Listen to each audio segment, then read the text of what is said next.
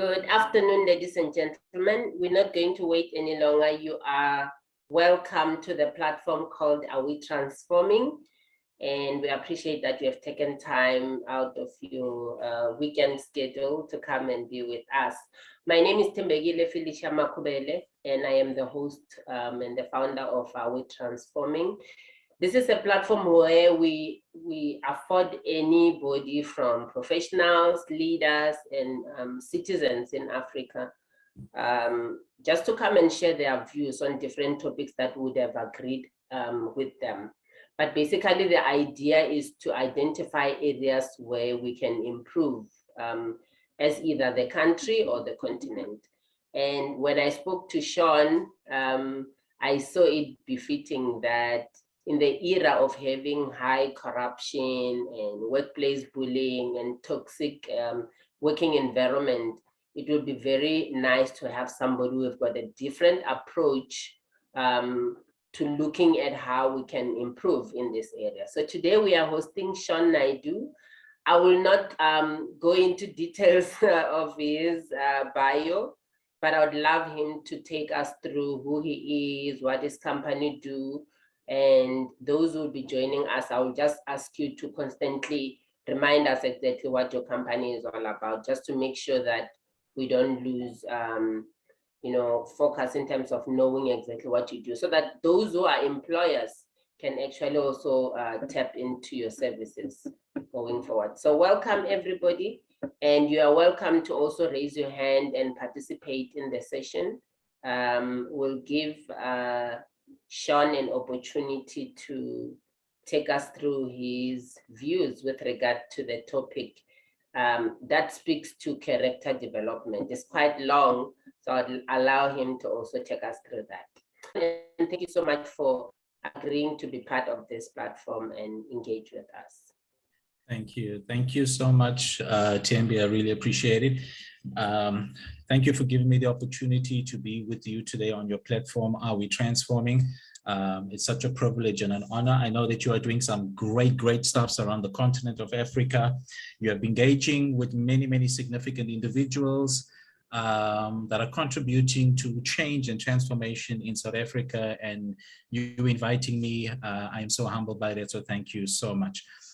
Before I go any further, I just want to, for those of you who don't know, Tembi is the founder, CEO of Are We Transforming? I would highly recommend that at some point you connect with her, follow her on her various platforms, especially on LinkedIn. She's doing some amazing work. If the state of Africa, the condition of Africa, company cultures, empowerment of people, women, children, youth, etc., is part of your passion and part of your agenda and purpose in life, I would really encourage you to follow Tembi and on the Are We Transforming platform. Tembi, thank you so much. And for all of you that are joining us today, I see there are people that are logging on. Thank you so much. I appreciate you taking the time on a Saturday afternoon. There's so many things that you could have been doing with your time, and the fact that you are here today, I honor you and I thank you, and I really appreciate your time. So during the course of the next few moments that we have together, I'm going to be talking to you guys on some very significant issues that I'm sure that is close to each and every one of you in terms of your personal lives and your professional lives. I'm going to get into the topic in a few moments' time, but just very quickly about me. The name is Shawn Naidu. I am the founder and CEO of the All Things Are Possible group, and the acronym to that is ATAP, the ATAP group. The ATAP group is an accredited skills development and service provider in South Africa. But over and beyond being a generic conventional service provider, we have a very unique offering an approach to people empowerment, and that is exactly what we do: people empowerment, human development, organizational transformation. But instead of offering generic leadership and empowerment courses, programs, our forte is on character development. I'm not too sure how many of you have actually been on a character development workshop, seminar, session before, but that is what we specialize in. So we like to regard ourselves as character development activists, firstly, and character development strategists. Activists because we advocate for character development in the workplace, in the marketplace, in businesses, in leadership, in government departments, because we need it, and we're going to be talking about that. And the character development strategists because we work with companies to put a strategy together on how to empower the character of their leaders, their staff, their managers, and everyone involved within a company, within a government department, etc. So before I actually get into the nitty-gritty of my presentation today and sharing some thoughts with you, I really want to encourage you to participate. For the time that we are going to be spending together, I really do not want to be the only one that is going to be talking. I encourage you, if you have a comment, if you have something that you would like to say, contribute, even if you disagree and you don't like something that is going to be said, I encourage you to please raise your hand in the comment section or type out your comments if you need to, but preferably just raise your hand, and we will give you an opportunity just to voice your opinion on any of the issues that we are going to be discussing today. I know for a fact that on some level, each of you have been impacted by the things we are going to be talking about today. So please, I encourage you, participate, get involved. If you have any queries, any questions, please raise your hand. Let's raise that. We will acknowledge that. Tembi will keep an eye on the chat to see if there are any comments and if there are any hands that are raised. So please be aware of that. All right, so let me just very, very quickly share my screen with you guys. And if you can just confirm that you do see my screen, can I just get a confirmation that you do indeed see my screen? Someone, anyone? Yeah, yes, we can. Yes, right. We can see. Okay, great stuff. All right, so that is the name of the company, All Things Are Possible Group, and a little slogan at the bottom, empowering minds and changing lives. All right, so something very significant that you may all be aware of, and I'm sure you can see this quotation by Dr. Martin Luther King Jr. He says,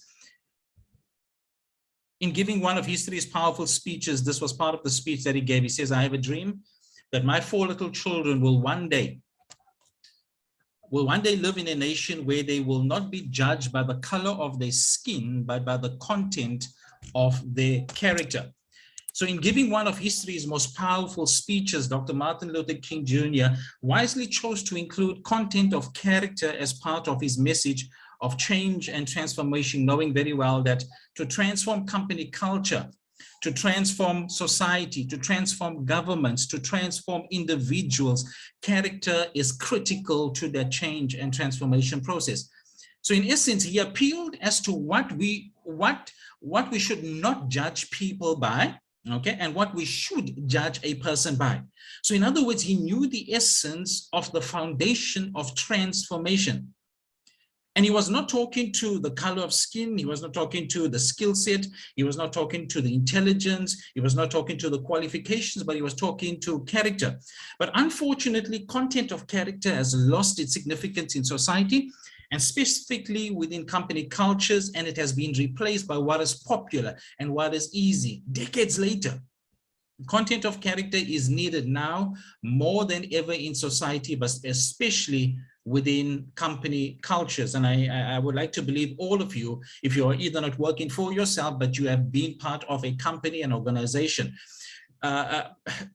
you are not your skin color, you are not your skill set, you are not your education, neither are you your qualifications or your achievements, your titles and your positions, but you are your character. And I would like to repeat that. You are not your skill set, your intelligence, you are not your qualifications, you are your character. So during the course of the next few moments, I'm going to be sharing some insights with you. Some things might be known, some things you might be aware of, some things you might be familiar with, but there might be some things that you are unfamiliar with. But I'm going to share this with you, and hopefully you will be able, I'm just going to stop my screen share if you don't mind. But just a little caution for us as we proceed over the next few minutes. During the course of the next few minutes, I'm going to be sharing some things with you that might not necessarily be easy to accept. I will be sharing some things with you that might not necessarily be palatable. I'll be sharing some things with you that might be sometimes a bit uncomfortable to hear and to experience, because we cannot talk about character development and not have that close to our personal lives.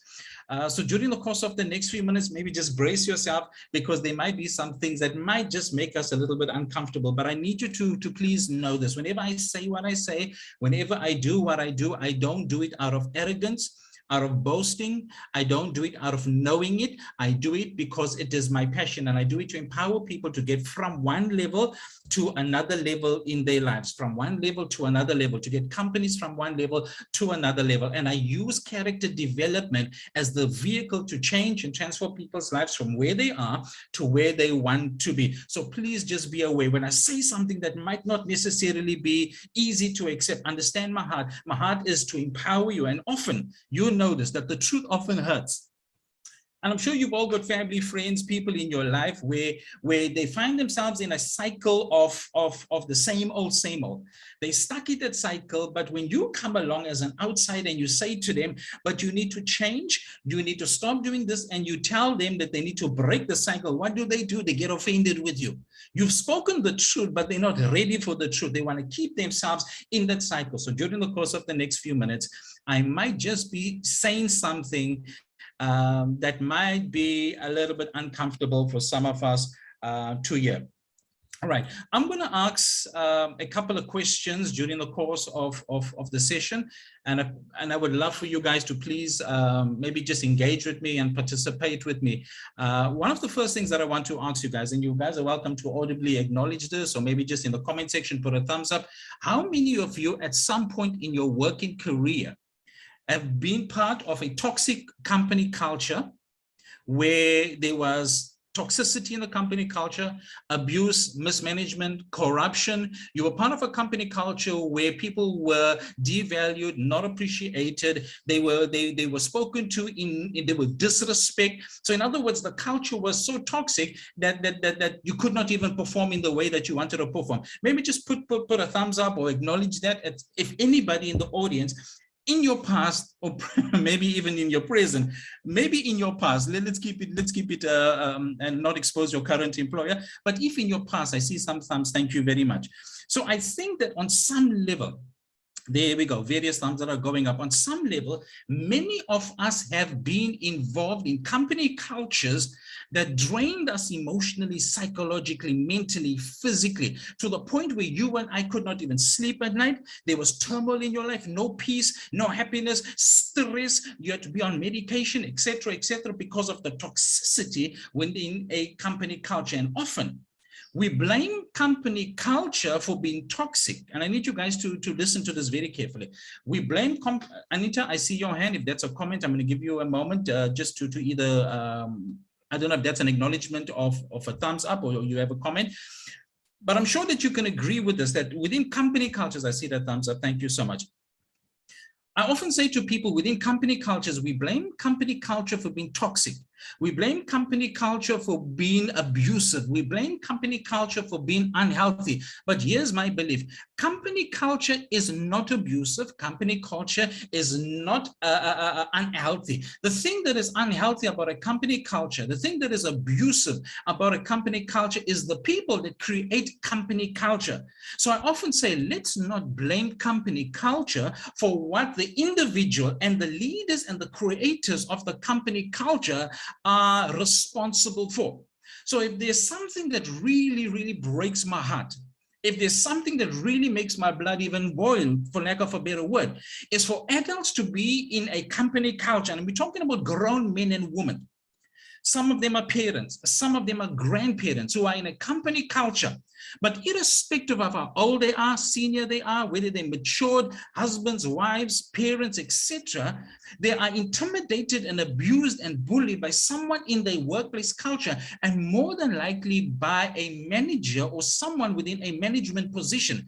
The thing that I cannot comprehend is what gives someone the authority And maybe even so, the audacity to feel that because of their position, because of their title, because of the power that they have, they can abuse, use, misuse, and bully and intimidate and victimize another individual just because of the position that they have.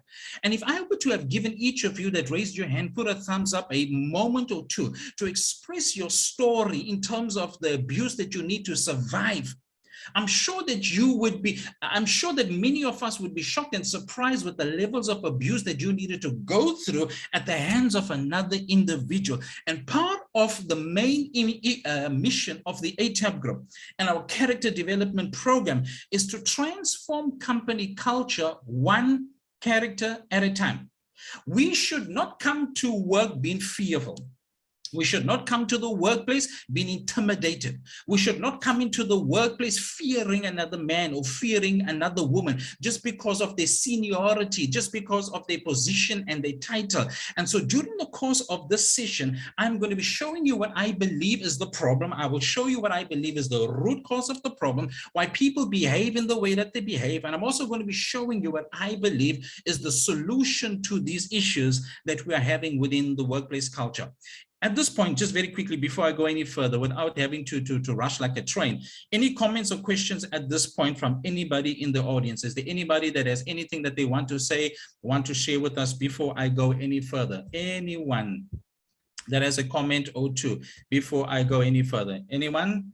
Please feel free to engage us, guys. If you have anything that you want to share with us, please feel free to do so. Okay. So the All Things Are Possible group is focusing on the development of character. So it is common knowledge that the most important business skill is the ability to manage workplace relationships effectively. So it does not matter how competent, skilled, educated, and qualified your teams and your leaders are. If they cannot build and maintain healthy relationships, it will affect company culture, productivity, teamwork, and company success. In other words, healthy character is a non-negotiable ingredient for the success of any company. But here's the challenge. Companies are focusing more on skills development rather than on character development. All right, and I'm going to be sharing some of my thoughts on that. So unlike conventional training providers and training workshops, the ATAP group has a powerful approach to the transformation of people and company cultures. So instead of just doing skills development, we are focusing on the development of character of individual. And I'm going to be showing you how character plays a major part in the success of people. So why does character matter? Why does character matter? Character matters because every human encounter is an encounter of characters. There is not a human encounter that you have or have had that does not involve the character of the individuals involved. Every human encounter in an interaction involves an encounter with the person's character. When you come to work on a daily basis, you do not leave your character at home. Your character comes with you. On a daily basis, when you're interacting, whether you're a manager or you're interacting with your manager and your colleagues, etc., you do not leave your character at home. Your character comes with you. What I'm going to be showing you is this. We have completely misdiagnosed what the problem is in our country, in our government, in our society, in our schooling system, in our educational system, in our young people, and especially within our workplace cultures. I'm going to be showing you how we have completely misdiagnosed the problem. And when you misdiagnose the problem, the next step is that you misdiagnose the solution. So when you misdiagnose what you think the problem is, then you are going to medicate the wrong kind of medication. Lee, I saw that your hand was up. Do you have a comment? Is there something that you would like to share with us quickly? Lee? Sorry. I actually just wanted to ask, just on character, in a toxic company environment, if you had a boss or a leader who had sort of narcissistic, character traits, yeah, how would you show the rest of the management team that? How would you expose them? How would you prove that he's narcissistic? Correct. Okay. Question for you quickly before I respond. And guys, I'm going to open this up to you as well. And please contribute, because I think this is a critical question that might be applying to you. And if you have any comments to leave, please go ahead and comment on that. Lee, question for you. Is the person narcissistic just to you or to others as well? Are you the victim of it, or has he made victims of, or he or she, have they made victims of other people as well? So just to note, I'm not speaking in the capacity that I'm in now, but in a past experience. So this person was or showed rather narcissistic traits to an entire team, and even behind closed doors, on Teams calls and stuff like that. Okay, so your question was, how do you prove that the person is narcissistic? And I think you answered the question. You don't even need to prove it, because if he or she has been acting that way to everyone else, I think their behavior has already exposed that they are narcissistic. In fact, guys, I want you to, I'm a lover of quotations. I love quotations. I have many of my own. I love little nuggets.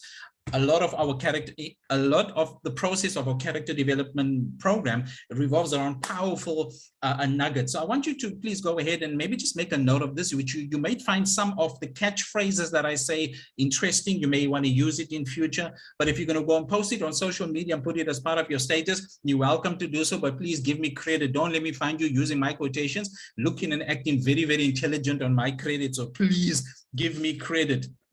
Okay, give me credit. I want you to write this statement down. Watch your behavior, because your behavior will expose you. Watch your behavior, because your behavior will expose you. I will repeat. Watch your behavior, because your behavior will expose you.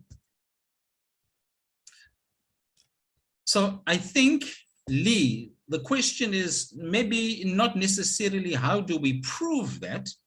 I think part of the challenge may be, what do you do about it, as opposed to prove it? All right. I often tell people, if they are in a culture that is abusive, and if they are the victims of an abusive culture, leadership, etc., make notes of it on a daily basis. Make a paper trail, document the issues, the challenges, the confrontations, etc. Make a note of it, because at the end of the day, if you need to prove it within the CCMA, your internal processes in your company, you are not just sucking your thumb, but you've got documented proof, legitimate, concrete proof that this person has been abusive to you. So number one, please go ahead and document the issues against you, whether it is unfair treatment, in terms of how you were spoken to, etc. So in other words, you're building a portfolio of evidence of mistreatment against you. And then basically follow your internal processes, whatever your company internal processes is. To lodge a complaint, go ahead and lodge that complaint. Now, let me say this to you guys. Unfortunately, sometimes, and this is part of the reason why I'm doing what I'm doing, and this is part of the reason for our character development approach and offering, is to empower people and companies to do something about not the toxic culture, but to do something about the creators of toxicity within company cultures. Company culture does not need to change. I'm going to say this again. There ain't nothing wrong with a company culture. The problem is not with culture. The problem is with the creators of culture. And who are the creators of company culture? The creators of company culture is leadership, it's management, etc. So this session and our character program is not a session or program to bash managers, absolutely not. But we got to call a spade, because at the end of the day, if you are a parent, and if the culture in your house is toxic, I don't blame the children for it, because you are the head of your household. And so you are responsible for the vibe and the atmosphere and the feeling within your company, within your house. The same thing applies within company cultures, where management and leadership is responsible for the culture within their organization. And so a lot of what we do is addressed to management, but I'm going to talk about this a little bit later on as well. I will talk about the bully and the victim mentality and the relationship between the two. All right. Any other questions before we go any further? Any other questions? Please feel free, guys, to engage with me. Okay. Sorry, I don't really have a question again, but I do have a statement to make. Please go ahead. That the reason I was asking that question is because that's obviously something I've been through. And then after I had done everything that you mentioned, gone to HR, documented everything, this person got promoted. Promoted. So, yes. And so they were rewarded for abusing you and others. Crazy. But anyway, I just thought I'd mention, highlight that and then say, that's why I asked what your approach would be, because they're stealthy and they're sort of really clever in how they tell you that you're the one that's wrong and they're the one that sort of gets your story is so many other people's story. In fact, you are the one giving voice to that in this platform today, but I can guarantee you there are many others who have got similar challenges within the workplace. And isn't that part of the challenge? And I talk about this, and this is part of the approach that we have. Within any bullying environment, there's a couple of role players. Number one, there's the bully. Okay, let's start with the bully. There's the bully, all right? The bully bullies someone. So in other words, there's the victim, right? There's the victim. And then in any bully relationship, especially within the workplace, you get the bully, you get the victim, and you get the what? The bystander. So in other words, it's your colleagues, it's your friends. It's those ones who talk to you during tea time and they complain to you, yeah, I don't like how people are treating you and what he or she, but they will never step up and defend you. But in private, they say, I got your back. You don't need people to have your back in private when somebody is publicly abusing you, mistreating you, being unfair to you, etc., etc. So bully, victim, and bystander.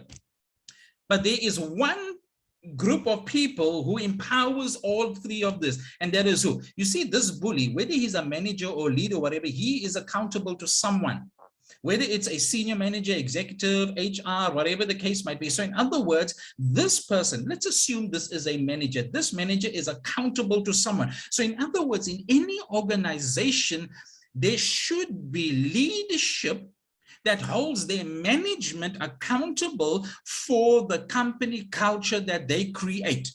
So Lee, if you are the manager of a particular department, there's 1 people, 2 people, 10 people, however big the department is, and I am your manager, I am whether the executive, whatever the case is, you are accountable to me, Lee, in terms of the culture that you create. So if you, Lee, have the ability and the freedom under my leadership to go ahead and to abuse, misuse, mistreat people, and to be corrupt, and we will talk about corruption in a little while, it speaks to me sleeping on the job. So I ask myself, what is Shawn doing that allows you, Lee, the comfort and the ability to go ahead and to misuse people under my watch? So the problem isn't necessarily just with the bully bullying you, but the levels of accountability, the accountability structures within company cultures, within government is so weak that because this manager is friends with the accountability structures will not discipline, will not chastise, will not speak to this person and put this person in check. Why? Because these two are buddy-buddy. And what does that speak of? Doesn't that speak of the lack of character where I empower you, even if it's through my silence, to go ahead and to abuse, misuse, mistreat someone else? So Lee, in your case and in many other people's cases, in any bully relationship, when somebody bullies, there are 4 key role players. There is the bully, there is the victim, there is the bystander, and in all 3, there is the what? There is the accountability structure where someone is holding the culture accountable. And let me say this to you guys today. If you are in a leadership position in an organization, however many people you might have in your organization, in your department, etc., etc., if there are levels of abuse, toxicity, corruption, mistreatment of people, unfair practices, etc., and it's happening under your watch, my question to you is, what are you doing as a leader? If these kinds of things are happening under your leadership, my question to you is why? I want you to go ahead and I want you to write this statement down, please. This is one of my more favorite quotations when it comes to character. And please, guys, once again, please do give me credit whenever you are quoting this. I want you to write this down. Skills development at the expense of character development. I'll repeat that. Skills development at the expense of character development produces a culture of educated bullies. Skills development at the expense of character development produces a culture of educated bullies. I can almost guarantee you, if you've ever been part of a company culture or are part of a company culture, and you've got a bully, or you've had a bully in your life, or you've had somebody that was mistreating you, unfair to you, whatever the case is, there's one thing I can almost guarantee you without knowing the individual, that that person did not necessarily have a problem with the level of their skill, their qualification, their intelligence, and their education. In fact, they were employed because they were bright, smart, intelligent, gifted, and talented, and qualified. But that does not stop them from abusing, misusing, mistreating, being disrespectful to people. So in other words, what is the problem? The problem is not with the intelligence of a person or with the talent or the skill. The problem is with the what? With the character. So whenever we are doing skills development, and this kind of like forms the gist and the difference of our approach within the skills development and change and transformation industry in South Africa, is that when you do skills development, and I believe in skills development, I support skills development. Skills development is absolutely critical, but when you are focusing almost exclusively on the development of skill, but you are neglecting character, what you produce are educated bullies. And there's no worse a bully than an educated bully, because more than likely the person that is skilled, intelligent, and bright occupies positions of seniority, positions of power and authority. And the thing that is causing the toxicity within our company cultures is that the power players, the people that sit in positions of power, are bright, smart, intelligent, gifted, talented, but they lack character. And whenever a person of that caliber lacks character, what you sit with is an educated bully. So despite being bright, smart, intelligent, and gifted, and talented, and qualified, at the end of the day, there is still a perpetual cycle of toxicity, abuse of people, position, and power within company cultures and even within government structures. So we don't just need bright, smart, and intelligent people, because at the end of the day, we are educating and empowering people, but we don't have the foundation laid, and the foundation is character. What I want to do very quickly is I want to share my screen with you guys again. Can you just confirm that you do indeed see my screen? Can you guys see my screen? Yes, we can. Okay. So there's just some information that I want to share with you before we go any further. So I asked the question earlier on, which I didn't get to complete, is why does character matter? And you're probably sitting here thinking, okay, you're talking about character, you focus on character, but what does character have to do with anything? Well, character has everything to do with everything. First statement, human encounter is an encounter of characters. Character creates company culture.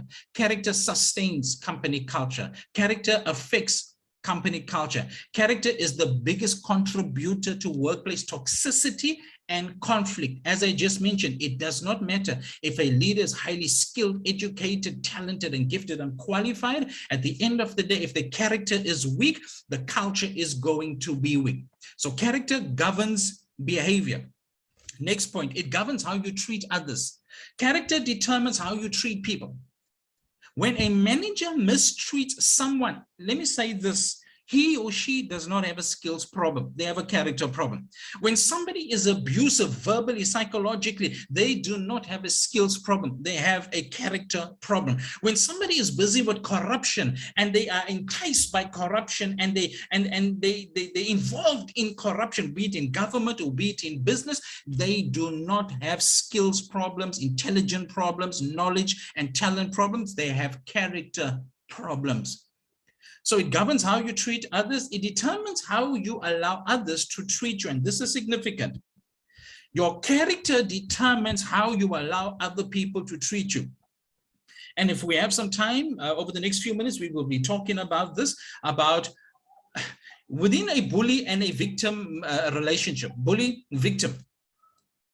If you've ever been a victim of a bully, I can almost guarantee you, you never saw yourself as a problem. You saw the bully as a problem, because haven't we been told that the bully is the problem? So within workplace cultures, company cultures, and even in your private life, whenever a bully bullies a victim, we tend to think that the bully is the problem, and the reality is that the bully isn't the only problem. The victim is as big a problem as the bully. At the end of the day, and I cannot get into the details of this, you guys would need to be part of the workshop, a part of the offering to get the nitty-gritty of this. But there's two things that we do. We disempower the bully from being a bully. So that's the bully, that's the victim. We disempower the bully from being a bully. In other words, and this might sound crude, this might sound a bit harsh, but there's a reason why I say this and why we do this. We break the bully.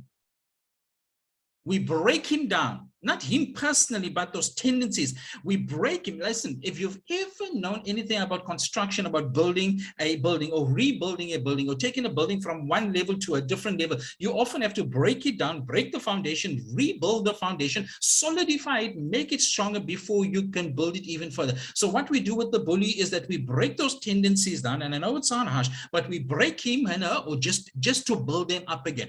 So we bring the bully down to that level. We bring the victim up from that level to that level. They're both on the same level, and then we empower both of them to get to the next level in their life. So your character determines how you treat people, but your character also determines how you allow other people to treat you. Character determines the quality of workplace relationships, the level of your professionalism. Your character is who you really are. Your character is either constructive or destructive. Your character is either the problem or it's the solution.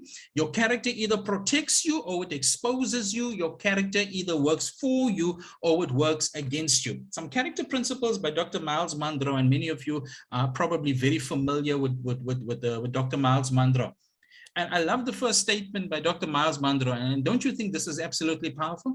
He says, power is not a problem unless it is used by someone who lacks character. I will repeat that because that deserves to be repeated. Power is not a problem unless it is used by someone who lacks power. And Tembi, you know, if we're talking about corruption, we're talking about governments in Africa, we're talking about government officials, we're talking about business people, business leaders, business managers, people in all areas of society. Whenever you give a person, whenever you give power to a person who lacks character, I can almost guarantee you there is going to be an abuse of that power. I will repeat, whenever you give power and position to someone who lacks character, more than likely that person is going to abuse their power, and they're going to abuse their position, and they're going to abuse the people connected to them. Power is not a problem unless it is used by someone who lacks character. Dr. Miles goes on to say, character is a commitment to a set of values and principles. Character is a dedication to a set of values and principles. And I love the next one. It says, character is self-imposed discipline. Your character is personal, but it is never private. So Lee, when you were talking about your incident, even though you didn't give us too much of details, but obviously there was, you survived a workplace bully, a narcissist in the workplace. What you were confronting was the person's personal character made, the person's personal character made public. So in other words, in the workplace, when they were treating the people in the way that they were treating, it was on a public platform, but the public platform was a demonstration of what? Personal character. So your character is personal, but it's never private. People will see, feel, hear, and experience character on a daily basis. Character is the foundation of leadership. All right, the foundation of leadership is character. And that is why we focus on character development, especially for leaders. We have a character crisis in this country, especially in Africa. We have a corruption issue in this country. We have a problem with mistreatment, abuse in this country. And part of the reason for that is we have characterless leaders in positions of power and authority. The most important component, Dr. Miles says, of leadership is character. The greatest protection of leadership is character. He says talents and gifts are only as safe as your what? As your character. Character is manifested when your values, your principles, your morals, and your standards are tested. And he goes on to say that character is manifested under pressure. All right, let me just stop sharing very quickly. Any questions, queries at this point? Any queries or questions or comments from anybody in terms of where you've been, your past work experiences, some of the issues of bullying, victimization, unfair treatment, corruption that you've experienced? Please, you feel free to share that with us. We would love to engage you and hear anything from your side. Anybody, please feel free to do so. Tembi? I have one, actually two. I'm of the view that a person's character gets developed from home. And I'm just looking now at children that are at school and are bullying each other and stabbing each other, or even stabbing teachers, or doing anything that is considered to be out of the norm. How do we identify how can I probably as an individual identify the fact that my character is now no longer in line with the acceptable values and principles as you have indicated? I think that is my first question. And then my second one would be, you said you disempower the bully from being a bully. I don't want you to get into details because that is part of the pack that people get when they come to you. But how then do we help to make the bully aware that you are actually a bully and you're contributing towards a toxic, culture within an organization, irrespective of you being a leader, or probably having so much power or being connected, because some of the people do this because they've got power behind them. Yes. So they start doing that, knowing that nothing will be done to them because they are connected. Yes. So how do we make them aware towards trying to help them get out of that?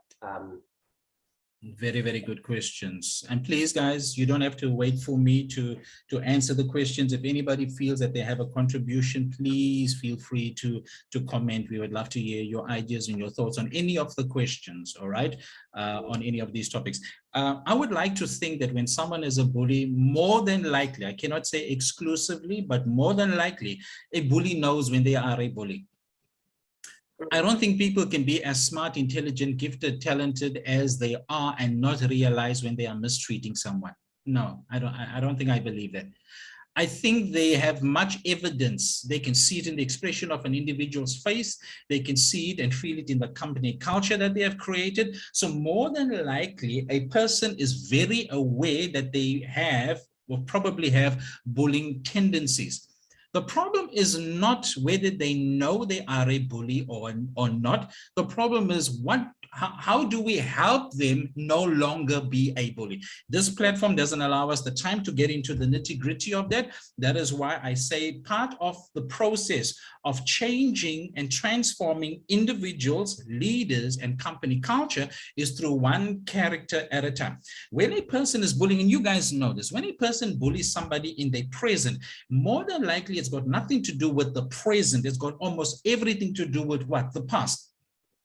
When we hire people, and I often say to HR, and with all due respect, I'm not too sure if there's any HR on this platform today, but I say with all due respect to HR often hires problems.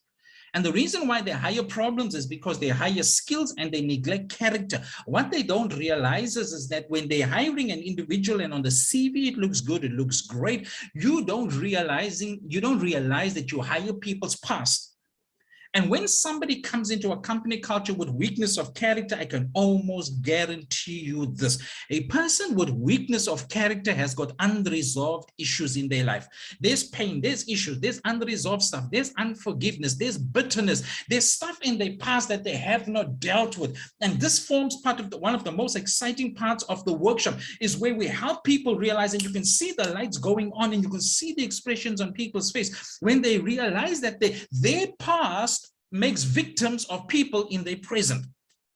So we take people on a journey to deal not with their present. Let me say this to you guys. I probably should have done this earlier on. And Tembi, I'm still answering your question.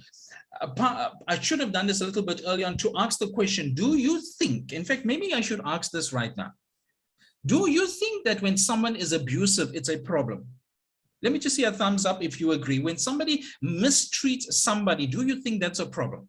When somebody shouts at a colleague or at a subordinate, for lack of a better word, and I don't like the word subordinate, do you think it is a problem? When somebody victimizes, intimidates, and sabotages someone else within a company culture, do you think it's a problem? Let me see sometimes. When somebody is mistreating and is rude and is aggressive, and sometimes they passive aggressive, do you think that is a problem in the workplace? And I see sometimes going all over the place. And thank you for your contributions. But guys, that right there is the problem. I mentioned earlier on that we have misdiagnosed the problems within our company culture. So how do we help the bully? Have a look at this. If you think that being rude and aggressive and abrupt and being condescending and aggressive and arrogant and unapologetic and mistreating somebody and being aggressive to somebody and sabotaging somebody, wanting to get them fired, etc. If you think those are problems, with all due respect, you have been misinformed, because none of that is a problem. If I shout and scream at you, Milka, that's not a problem. Teboho, if I mistreat you, ma'am, that's not a problem. Anita, if I disrespect you in front of everybody in the office, that is not a problem. Rodney, same with you. You're a man. If I were to dismiss you and treat you, ill-treat you in front of your colleagues, etc., and I'm arrogant towards you and I embarrass you, either in terms of performance, etc., etc., I'm telling you, it is not a problem at all.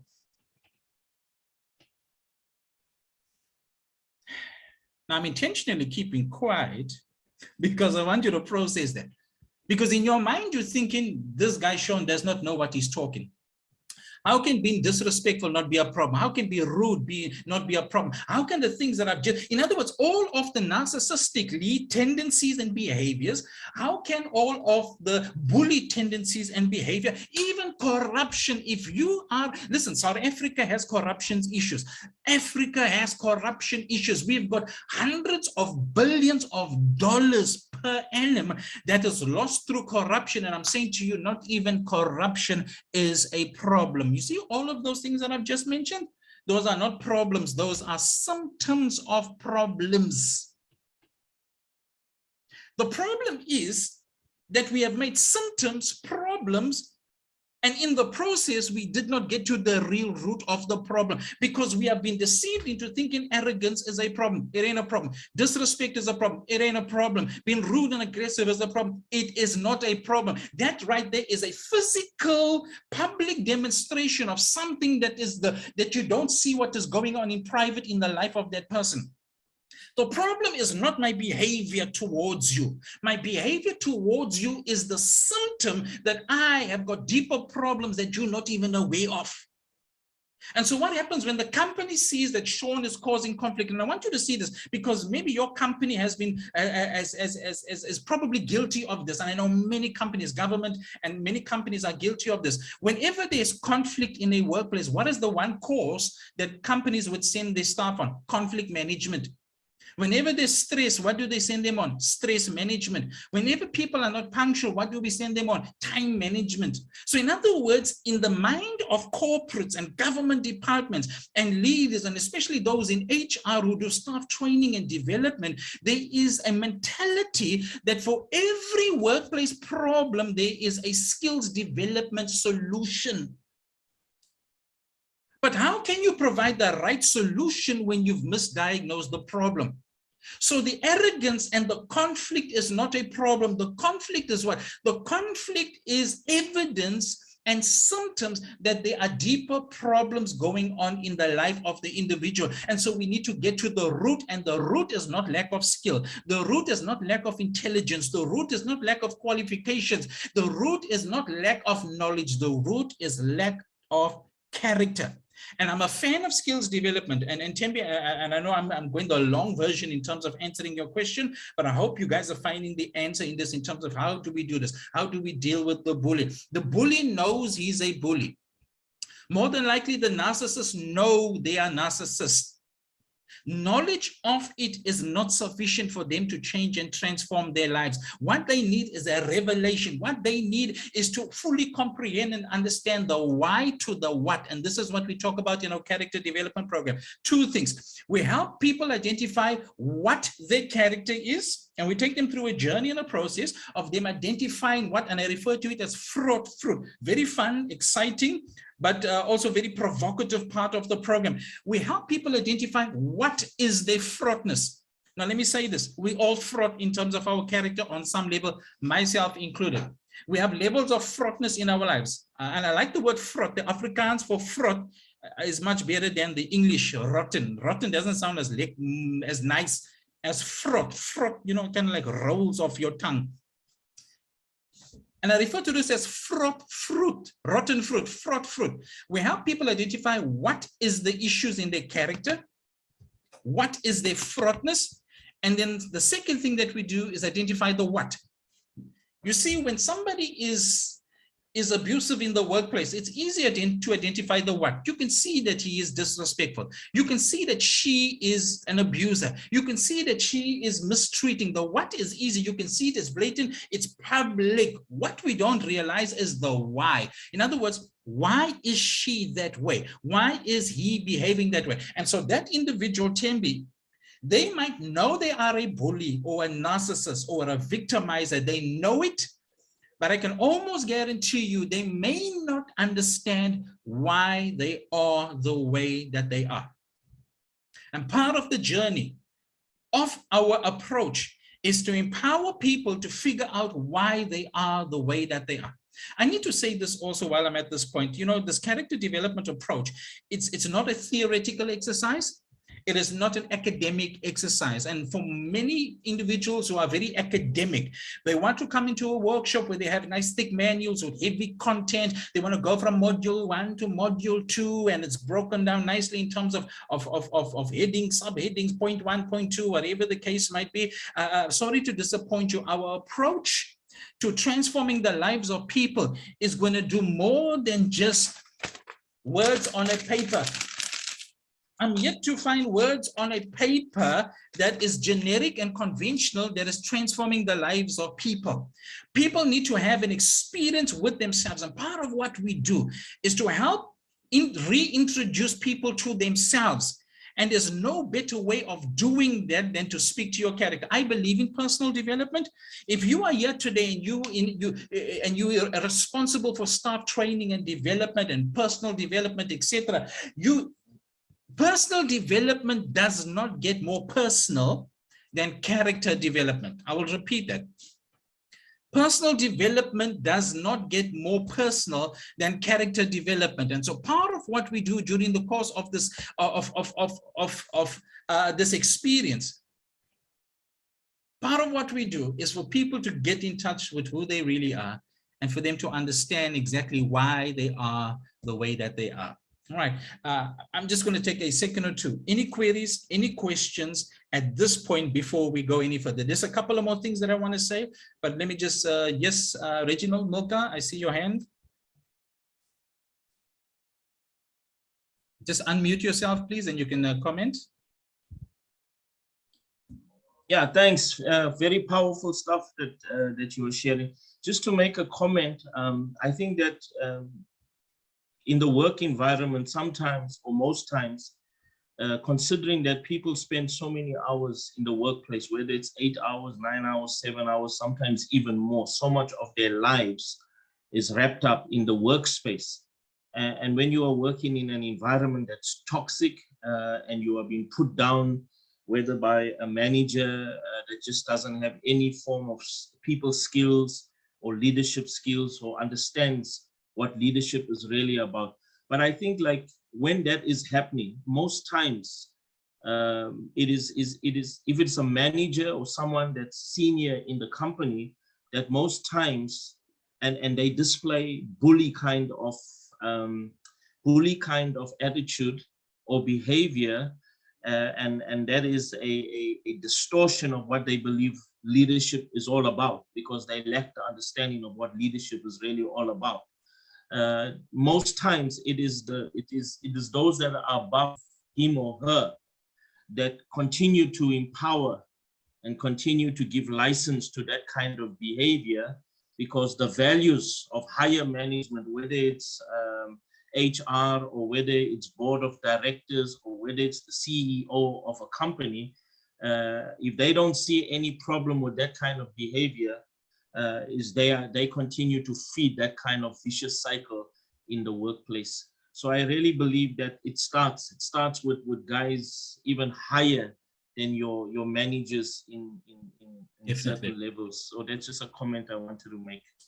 Absolutely powerful. Rich, thank you so much for that. I fully agree with you. I couldn't have said it better, but allow me to say this. Within our company cultures, we have an enabling culture that enables people, that enables a bully to be a bully. We have an enabling culture where the people who should hold managers accountable do not hold them accountable for the culture that these managers create. If, for example, Reginald, you are my manager, and I am here, you are here, and I report to you, but I have control over this particular department, etc., etc.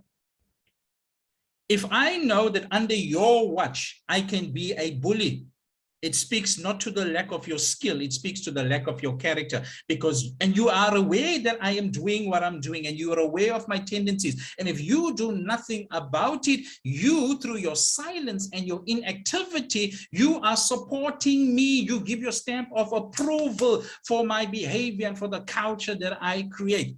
And so what we need to do is we need to do more than just work with this bully to transform him. We need to check with what is going on with the accountability structures where these guys are empowering, if not for anything, through their silence, they empower the bully or the bullies to do what they are doing.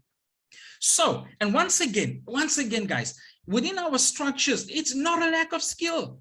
We have people in these leadership positions who are highly skilled, highly trained, educated, smart, and talented, yet company culture is the way that it is. And for those of you that know anything about me and you follow me on LinkedIn, and I've got a few of you that have connected with me on LinkedIn, thank you for doing that. Almost 100% of what I do on LinkedIn, and I put out content almost regularly, on a regular basis, speaks to character, leadership, and company culture. And there's the same thread all of the time. And I'm almost sure that there are people who are sick and tired of me singing the same old song, but I'm going to sing, if not out of tune, I will sing until we get change and transformation within company cultures. And the change, listen, let there be skills development. Let there be training and development. Come with those generic trainings and leadership trainings and whatever, and that's absolutely fine. But what we have neglected to do is to empower people in terms of their character. And I will repeat what I said earlier on. Skills development at the expense of character development produces a culture of educated bullies. And I can almost guarantee you, if not in your present right now, but even in your past, many of you have been exposed to an educated bully. I want you very quick, give me a second just to respond to the other question that Tembi had in terms of where does it all start in terms of, and she mentioned Tembi, and I fully agree with you, character development starts in the home. And once again, I don't have to have the time to get into this right now, but I just want to share this with you guys in terms of character development. You know, somebody once said, if you don't heal a child, you will have to repair the adult. If you don't heal a child, you'll have to repair that adult, because if you don't heal a child, the child is going to grow up broken.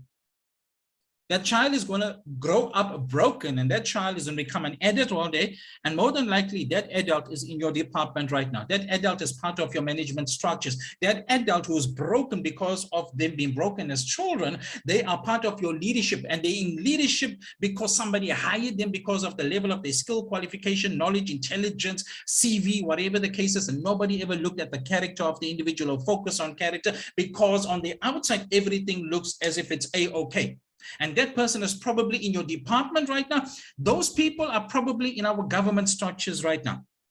Those people are probably heading up senior positions that determines the course of our destination as a country within government structures. And listen, I don't need to tell you this, whether you're in South Africa, Loisa, whether you're in Zambia, whatever part of the continent you find yourself in, Africa has a major corruption problem. I'm waiting, and God willing, because this is my heart's desire, I would love to have an audience with the president of South Africa one day and say to him, Mr. President, firstly, I admire your ambition to want to deal with corruption, but you cannot deal with corruption only with processes, systems, and policies. You deal with corruption on the level of where the root is, and the root is the character of people. People are corrupt because people lack character. People are corrupt because people lack character. I can almost guarantee you, for everyone in this country who has been guilty of siphoning money out of this country into their personal coffers, whether it's through government departments or whether it is through businesses, they don't have a lack of skill. If not anything, those guys are very smart, very intelligent, very gifted, highly qualified, degrees on the wall. But do you think it stops them from being corrupt? No, it doesn't, because the root is not in the qualification, it is in the character. Do you think that somebody who is bright, smart, intelligent, with all of that intelligence, don't you think that they should have known better than to mistreat somebody? No, because that level of intelligence is also not enough to stop somebody from mistreating, abusing, victimizing someone. The problem is, it is in the level of the character. And I'm hoping one day have an audience with the president and say, Mr. President, part of the solution is processes, systems, whistleblowers, procedures, whatever the case might be, whatever implementations you want to have, but we need to go deeper than just dealing with the symptoms. We need to get to the root, and the root is lack of character. Let me say this to you, ladies and gentlemen. If your company culture, present or past, had people of character, especially leaders of character in your departments, as part of the leadership structures of your organization, there would be no abuse tolerated in that culture. If our government had men and women with strength of character, I can tell you this, we would not have the levels of corruption that we have in this country. South Africa does not have a corruption problem. South Africa has a character problem. Africa does not have a corruption problem. Africa has a character problem. Tembi, I'm answering your question in a long way, but allow me just to read this. Instead of raising children, and this is one of the posts that I put on LinkedIn recently. Instead of raising children and youth and adults to be leaders, please listen to me. Instead of raising our children and our youth to be leaders, maybe we should raise them first to be people of character. Because on this character foundation, then and only then do you raise and build and you develop their leadership, but only once they are people of character. But where there is no foundation of character and you want to build leadership, how do you build leadership when the foundation is missing? That is why we have the levels of failure in leadership. And the failure in leadership is not about performance. The failure in leadership is not about competence. The failure in leadership, and it is proven time and time again, revolves around the lack of character. So let me read further. So as they become leaders, I'm talking about our children, they have the best possible foundation already laid. The race to leadership is not even a race. This mentality and pressure to be and to produce leaders has created an overpopulation of characterless leaders that has created our leadership crisis. Don't be fooled. I'm going to repeat this. Do not be fooled. The world does not need more leaders. It needs more people of character. And from these people of character, leaders need to be built and leaders need to be developed. Guys, listen to me. Everyone wants to be a leader. Everyone wants to be an influencer, and they all assume that because of their qualification, their skill set, their intelligence, They qualify for leadership. And the reality is, while your qualifications qualify you for leadership on an intellectual, academic level, their character disqualifies them for leadership. We need to raising a leader in the absence of the foundation of character results in raising a bully, an abuser, and a bleeder, not a leader. So Tembi, I hope that kind of like answers the question that you've asked early on. Where does it start? It starts in a home. Let me say this also, guys. Parents that are in the audience today, and I know there are parents here today, I've mentioned this. In fact, I mentioned this in every single one of my workshops. And some people take offense to it. In fact, one lady in a feedback of the workshop was offended by the statement that I'm going to make, because for some reason she thought I was talking to her, but I was making a general statement. And I said, I want you to be careful, because when you are when a parent is not character conscious, and that is what we do, we create character consciousness, character awareness within individuals. If I am character conscious, my character consciousness dictates how I speak, how I treat people, how I relate to people, how I make people. Why? Because I am character conscious and I'm aware of my character and I'm aware of my behavior. So I'm intentional about not using and misusing and abusing people. So what we do is we create character consciousness in people. So this lady got offended in my workshop. I see your hand, Reggie Milka. I'll give me a second. I said to the audience, I said, I want you to consider the possibility that in your house right now, in terms of your children, you may be raising a problem. While some people knew and understand what I said and they agreed with me, this lady in a feedback to me says, I don't appreciate what you said about we're raising problems. But in the training, when I was speaking, I said to them, if you are raising your children and you are not raising them to be men and women of character, if you are not teaching them character, who's teaching them character? If our current characterless generation of leaders were raised, and I'm not saying they weren't, because when you're an adult, you make your own choices in terms of what you do. And some of us have been raised ethically with character, but we make our own choices and decisions. But for the most part, your character is shaped when you are a young child. And I say this to you today. If you are not raising your children to be character conscious, you have a high probability of raising a problem for society. Weeks after that workshop and weeks after that woman took offense to what I said, some of you may have remembered this incident last year, 2021, where this young, beautiful girl, I think in the Limpopo province or somewhere up country, Lufuno. How many of you remember Lufuno? Just let me see your thumbs up or your hands in the comment section. The young girl whose video was circulating. The video of her was circulating where a school friend was abusing and smacking, and she ended up committing suicide the very next day. You guys remember that story? I tell you something, I watched the video once and I tried to watch it a second time and I couldn't, and I was literally crying. I cried when I saw that video. You know why I cried? I cried because I saw the bully. I cried because I saw the victim. I cried because I saw the bystanders. And you know why I cried? I cried because I didn't see any young boy, young girl of character stand up and say, stop this and protect the victim from the bully. They were not present. And I went on to say, and I still emailed this company, and it's one of the biggest banks in South Africa. And I emailed the head of training and development who gave us, and who was awesome enough to give us the permission to run this character program. I sent her the email and I said, in terms of the feedback that this particular lady gave, I want to refer you to this incident that is making news headlines in the country of Lufuno committing suicide because of somebody that was bullying her. And I said to her, I wonder if Lufuno's parents knew that she was being bullied.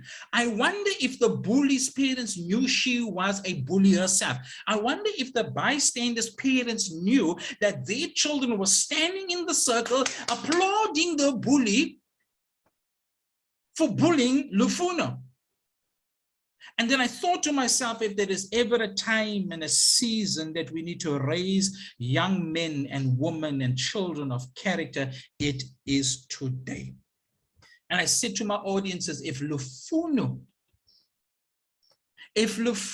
had friends with strength of character, the bully would not have had a chance to bully Lufuno. Why? Because the friends with strength of character would have stood up and defended Lufuno. Even before that incident, I'm talking about the lead up to that incident, they would have stood up and they said, you don't mistreat my friend. Don't do that. We need to protect. You know what character does? Character is your protection. It's your personal protection. Your character protects you from being a bully, and your character protects you from bullying someone else. I put this post on LinkedIn recently, and I made a very, very interesting statement. And this is absolutely true for those who know me and know my parents would know this. My parents did not raise me to be a bully, but neither did they raise me to be the victim of one.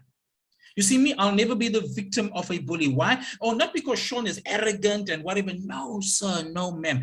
I will never be a bully of someone else because my character does not allow me to be bullied. My character is an alarm. It is my protection. It tells me what is appropriate and inappropriate behavior from someone else towards me. My character tells me that's inappropriate. My character tells me that should not happen. He, she should not speak to you. Whether they are your manager or your superior, they should not speak to you that way. So your character protects you from being the victim of a bully, but your character also protects you from bullying someone else. And part of what we do through character development is changing company culture by addressing the issue of the bully for them to no longer be bullies, but also for the victim to no longer be victims. Reggie, I see you, and I'm going to give you a chance in a second, but let me close this section by saying this. I've asked the question, and I'm not going to engage you too much on this, but just food for thought. If you want to know the answer to this, maybe you need to join part of the workshop. And part of the question that I asked is, it's kind of like the egg and the chicken, which came first? Who do you think came first? Do we have workplace bullies because they are victims in the workplace? Or do we have victims because they are bullies? I'll repeat, do we have victims because we have bullies, or do we have bullies because they are victims? I want you to think about it. If you feel that you want to comment on that, you're welcome to do so, but just food for thought. At the end of the day, the bully and the victim and the bystander and the accountability structures all need character development so that there is no culture for abuse and bullying to take place. Reginald, Mocha? Hi, Shawn. Sorry. Yes, just my last comment. I just wanted to check also, because I know part of the discussion today is dealing with the African continent, dealing also with South Africa. But in the context of where we find, how do we build character? And I'm not talking specifically now just about the workplace. I'm talking about in general. For example, if you are caught speeding and you are about to get a fine, and the traffic officer is trying to engage in a bribe, and you give in to that bribe, and you give him 300 Rand and you get off the hook, because corruption and all of this kind of stuff is happening not just in corporates or in government, but it happens on a daily basis. On a daily basis. So my question is basically, how do we take the theme or the drive of building character within the context, let's say, for example, of South Africa and our historical background where people were disadvantaged? So there is the challenge of building character versus survival. When I talk about survival, I talk about economic survival. How do we build character, whether it's with a school governing body, or when it comes to the appointment of a principal at a school, or whether when a parent comes to a school and those that are working in the administrative staff say, we cannot, there's no space, but if you give me 2,500 Rand, we'll organize a space for you, because that's what's currently happening within school systems. So how do we build character? It's almost as if building character versus survival, economic survival, bread and butter issues, in the context of our history of economic depression for large numbers of our people and equality. And then also within government sector, how do we build character? And we do it building character versus the whole issue of entitlement. Thank you for that. Good questions. Anybody got any comments to that? Anybody want to make a contribution to that before I voice my opinion on that? Anybody that wants to make a contribution to that? How do we build character? And looking at the bigger picture of Africa, how do we build character? Shawn, I don't want to respond to that, but I'm asking myself, do many people even know what building a character, what a character is? When they say you've got a good character, what is a character? And do we even know, do many people in your sessions, for instance, know what are their values? Because we talk about these values and principles. So I'm wondering, do they even know, is it one of the reasons that lead to them having this not so acceptable character and being unethical? Yeah, I would love you to also speak to that as you respond to these questions. Good question. Can you guys see my slide share? Yes, but it's a bit small. It's a bit small. Let me just open that up a bit. So I asked this question, Rich, is that your hand still up, or you can put it down if you like, please, if you are done with your question. All right, so have a look at this. Towards the beginning of the workshop, can you guys see that clearly? Can you guys see that clearly? Can I just get a confirmation on that? I can from my side. All right, good, thank you. So I refer to this as the character profile. How does character look and behave? So even before, Tembi, before we get into the nitty-gritty of character development, all right, we get an understanding of, or I get an understanding of whether my audience understands what is character. And so we build a character profile. And so we break people up into groups and they come up with a character profile in terms of what does strong character look like, sound like, and behave, and how does weak character look, sound, and behave. And I can tell you this, our people know the difference between strong character and weak character.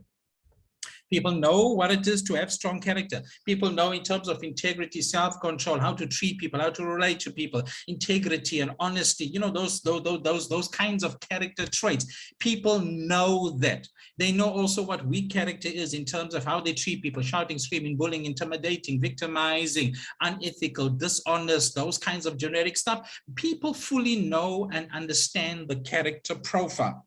All right. So even before we get into dealing with character, I get a sense of whether my audience actually knows and understand what character is. Let me just close this quickly. Okay, so Reg, in terms of how do we build character? Part of my response to that generally is this: you cannot build what you are not conscious of. All right, you cannot build what you are not conscious of. And so what we do with companies and clients, government departments, we work a lot with government departments, we work a lot with corporates, etc. And so we help them realize where and what the problem is in their companies, in their cultures, etc., etc. At the end of the day, a part of the process is for them to admit and realize that they have, firstly, what? A character problem. It's not a skills problem. It's not a competency problem. It's not an intellectual problem. It's not a qualification problem, even though all of those things are critical. The problem right here, which is the root instigator of company culture, of corruption and people's behavior, is the character. And so we establish that very, very soon, early within our character development offering and workshop with people. So we get people to understand that character definitely is. And so what we do is this: we build, number one, character consciousness. In other words, we make people conscious of character. Two things that we do. We make them conscious of character. if you leave our workshop and our workshop experience and this encounter that I like to refer to it as, there's one thing that you will be guaranteed of. You will be conscious of character. If not other people, specifically your own, because we're intentional about making people character conscious. If you come onto a workshop with myself, or if you come on the character workshop, when you leave at the end of the workshop, if there's one thing that you will be aware of is what? Character. So whenever you are speaking to people, you're going to hear Shawn's voice talking about character. Watch what you say, watch what you do, watch how you behave. Don't act and behave the way you used to behave. So in other words, your character consciousness brings an abrupt ending or a slow ending to the behaviors that you've always had. So in other words, whereas you used to behave in a certain way towards a certain individual, because you've been character conscious, because you are character conscious, you are now conscious of what you say, how you behave, what you do. And so now you don't behave in the way that you've always behaved. So character consciousness. So part of the answer to your question, Reggie, is how do we change character and how do we build character? It is companies and individuals intentionally making their people character conscious. So I refer to it as character conscious company cultures, 4 C's, character conscious company cultures. So Teboho that is here with us today, and Eleanor and whoever else that is here, if you are the leader of your department, if you are character conscious, Connie that is also here, if you are character conscious and your managers under you are character conscious and their staff are character conscious and everyone is aware and there is a culture of character consciousness, then everyone becomes aware of their behavior, how they treat people, how they do what they do, etc., etc., etc. So we create character consciousness. And the second thing that we do is, once you are conscious of character, we now get to the what and the why. What is your individual character and why you have the character that you have? And so we take people on a journey, Reggie, and it's not a quick fix. If people are willing to go on this journey, they will discover, hey, listen, I've got issues with my character, and we all do. They will discover why they have those issues with their character. And once they discover why they have those issues with their character, they are able to deal with it. Why? Because they now have knowledge of where the root of their behavior is. So the behavior is a symptom and the character is the root. And where does our character get shaped? Our character gets shaped by our upbringing, our family life, our communities, our societies, the people we associated with. Past pain, experiences, situations in our lives all help to shape present character. So your present character is a result of past life experiences. And because there's been such a lot of pain and turmoil in terms of us as a country, I see your hand, Tembi, because there's been such a lot of pain with us as a country, South Africa will never be able to move forward until we get to that point of dealing with the past, forgiveness, forgiving, releasing, letting go, dealing with your issues, and then moving forward. I want to say this, by the way, just before I give to you, Tembi. You know, this is a very, very sensitive topic and discussion, and often we discuss this within our character development workshop as well in terms of racism. And I'm not going to get into the nitty-gritty of it, but let me say to this. People who are racist don't have a racism problem. Just like people who are sexist do not have a sexism problem. Ageism, not an ageism problem. Tribalism, nothing to do with your differences of tribe. It's a character problem. A person who's got strength of character, and I firmly believe this, will not be a racist, will not be a sexist, will not be an ageist, will not be a tribalist, and whatever other is you want to include in that our country is facing on a daily basis. So we want to transform people. We want to transform the people. We want to transform mindsets, and we want to transform cultures and workplaces, etc. And I'm saying to you, you got to deal with the root. You cannot tell a sexist, don't be a sexist anymore. You cannot tell someone who's a tribalist, stop being a tribalist. You cannot tell somebody who is a racist, stop being a racist. You need to get to the root of why the person has those isms in the first place. Tembi? Okay, I think Reggie spoke about how do we bring this character consciousness and character development to address ills that we are experiencing, not only because people don't have, actually it's because people don't have money or they don't have means to buy food, for instance. So the question will be, do I die when I can see that I can be able to get food using unethical means in order to feed my kids? And then the character now is saying, no, you shouldn't steal. No, yes, you shouldn't kill. But in Africa, we can see that there is a problem of hunger. People are not having, I mean, unemployment is quite high, which means now I have to decide whether I let my kids die of hunger or I get somebody who can give me backdoor food to eat or food to buy with 10 rands, but get like a bulk of stuff too. So how do we, I think as a country or as a continent, there's a need for us to look at how do we use your model to be able to help people who are not necessarily within a corporate space to have to make decisions. For me, as you will be responding also, for me, it's an issue of the countries not taking any initiative to make sure that they teach us about the values. You know, Ubuntu is just a phrase, yes, which we do not necessarily practice. Even if I can see somebody on the street not having food with the kids, it will be like, no, those people are actually looking for money to buy drugs without probably giving them food to eat. Or even buying grocery for your neighbors that probably have lost a job. So I think it goes beyond, it actually even say a lot about yourself, who is seeing those people that are hungry and not having food to eat and not doing anything about it in the name of, I'm afraid they might be thugs, they might be criminals, or they will come and steal from me. So, but as a country, how do we, or as a continent, how do we use your model to make sure that we build characters that will not be able to build, you know, high walls to protect ourselves, yes, and run away from those who are standing at the robot asking for food?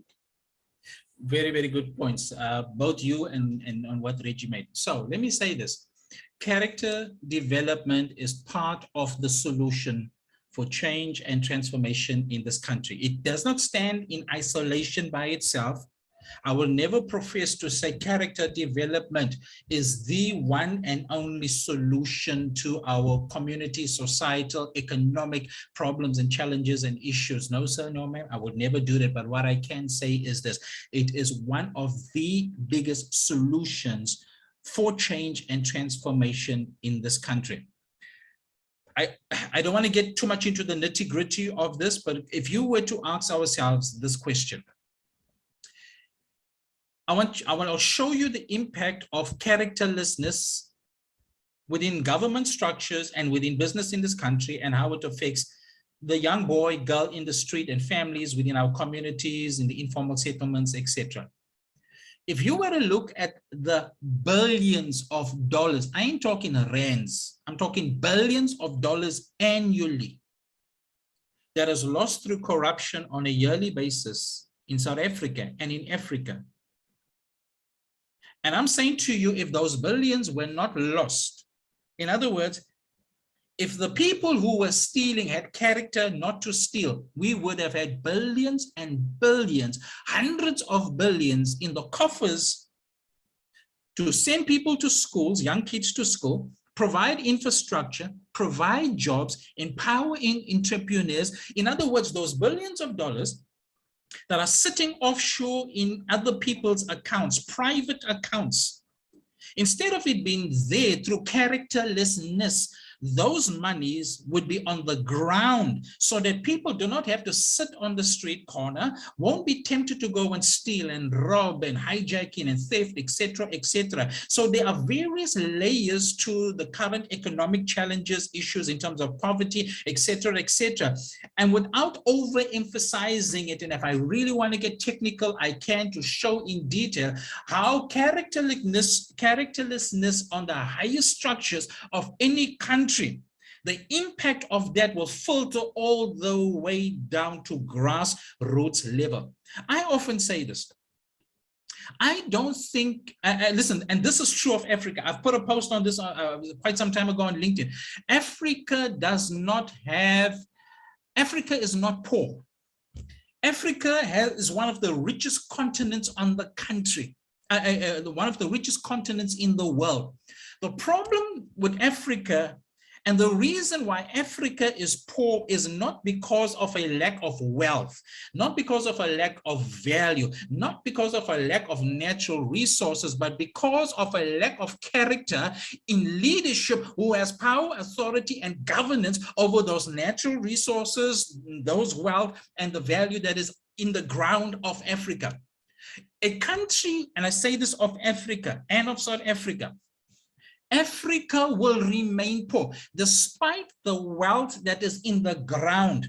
Africa will remain a poor continent as long as the continent is run by characterless leaders, whether it is from presidents of companies through the administrations, etc., etc., etc., all the way down. Africa will stay poor. Let me go to the other end of the spectrum. So we're saying from the highest echelons of our country, character consciousness needs to be there, and it needs to be filtered down every government department, every business. People need to be conscientized. They need to become character conscious. That character consciousness will dictate and determine how people behave, and it will actually stop somebody from being corrupt. The thing that will stop Loisa, that is here, Eleanor, that is here. If you guys approach me with some kind of deal, under the table deal, the thing that will determine whether I accept your corrupt offer is not the level of my skill, intelligence, etc. It is the level of my what? The level of my character. Characterlessness leads to corruption. Go to the other side of the spectrum. If we were to teach parents to be character conscious and teach, and many of you are parents, because part of the approach with our character development offering, even though it's done in a professional corporate setup, government, etc., part of my delivery is to speak to parents, because many of them are parents, are mothers, are fathers, are grandparents. And I say to them, you will be doing an injustice to think that this is only for your corporate and your professional life. You got to take this thing home.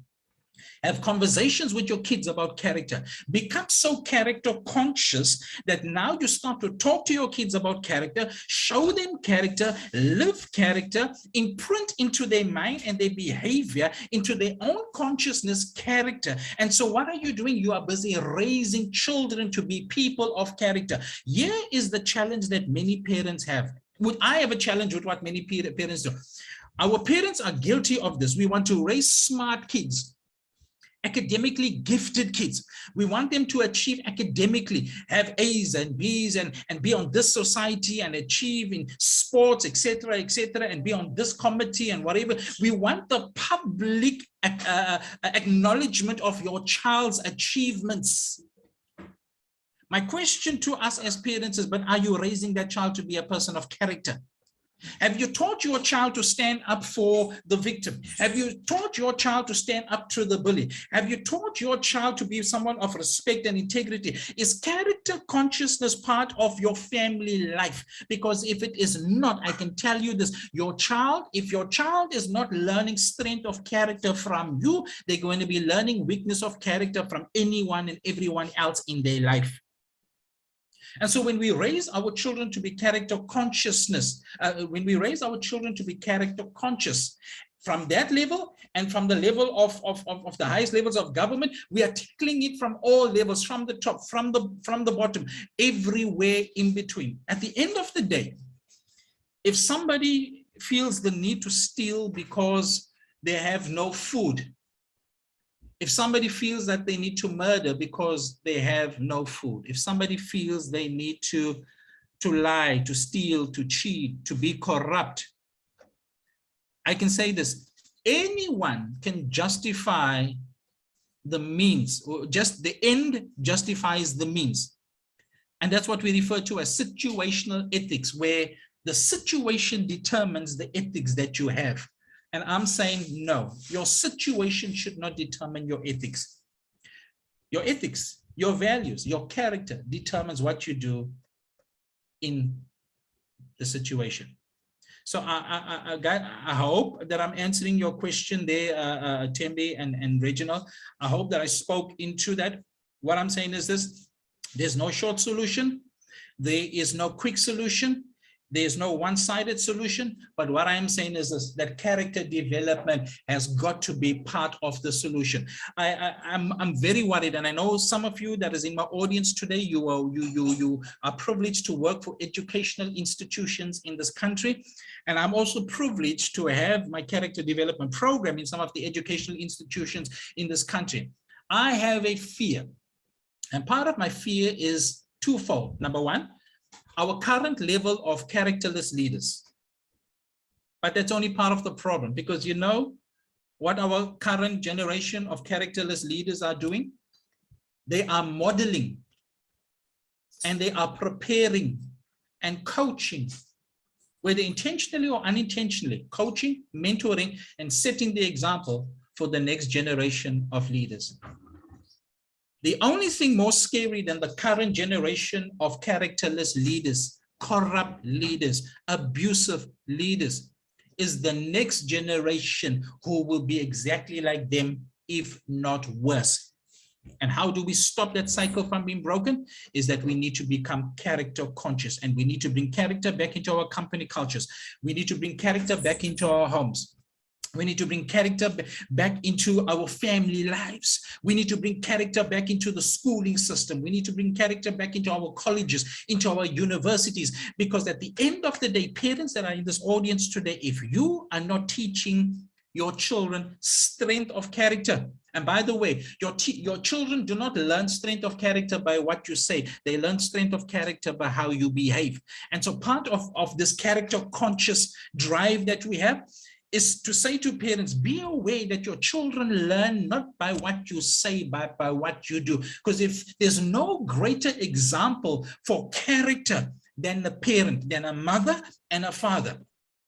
And if you are not modeling being a person of character, you are going to be, more than likely, you are going to be raising a problem for society that some other parent's children would need to solve one day in the future. If my children are a problem to society in the future, your child is probably going to have to be raised to deal and solve the problem that my child has. And so what I'm saying is this: we need to be conscious of character, be conscious of bringing character into the home. And so when our children learn character from you, very unlikely will someone else with weakness of character come and break the character of your child, whether it's a peer, whether it's a friend, or whether it's the teachers. Do not leave character development up to your school teachers, ladies and gentlemen.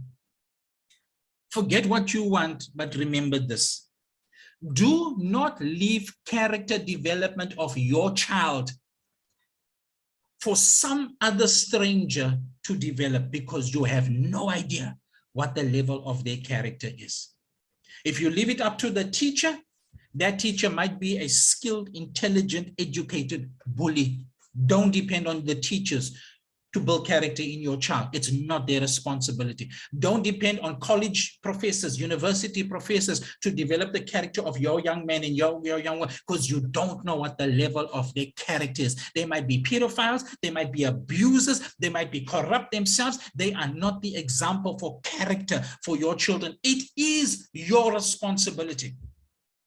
And so within our company cultures, and we've already created a momentum in this country of character consciousness, where we are saying to leaders, and we are saying to managers, and we are saying to corporates, and we are saying to HR, and we're saying to company cultures, you cannot bring change and transformation within company cultures if character development is not part of your strategy. What kind of strategy do you have to change and transform your institution and your culture if the character is not being developed? And this is part of our slogan. Part of our slogan is character creates company culture. Character creates company culture. So in order for you and I to change the culture of our homes, we got to have character development. In order for us to change character within the schooling system, character development needs to be part of that. In order for us to change character, to transform company culture, government culture in government departments, character development needs to be part of that solution. Part of the things that I often say to leadership is this, and I have respect for my peers within the industry that is doing leadership development.